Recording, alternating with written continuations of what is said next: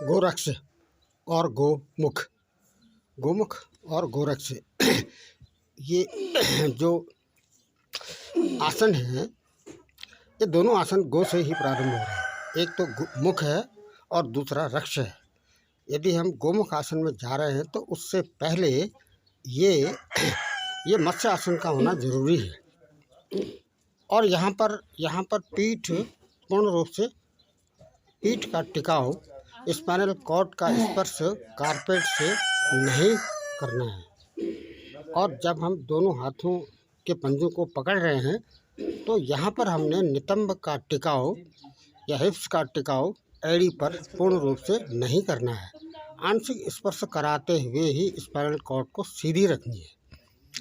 और यहाँ पर कमर से ऊपर वाला हिस्सा आंशिक रूप से ट्विस्ट कराना है।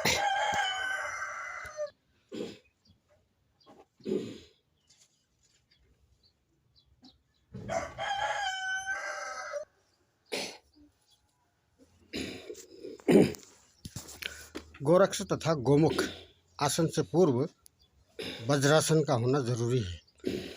कहने का मतलब ये है कि जब हम गोरक्ष आसन में जा रहे हैं तो भी वज्रासन करना है, और जब हम गोमुख में जा रहे हैं तो भी हमने वज्रासन करना जरूरी है। जब हम गोरक्ष आसन में जा रहे हैं तो उससे पहले तितली आसन का होना भी जरूरी है।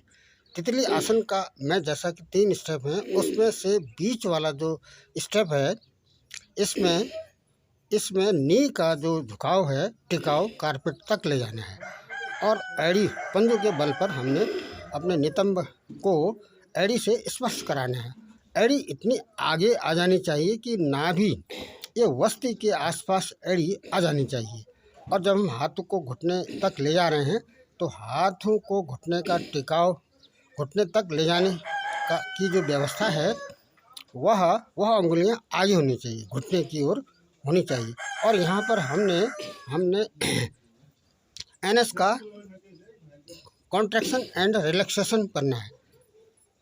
मतलब कहने का मतलब ये है कि contraction and relaxation of NS is necessary step of Goraksh आसन।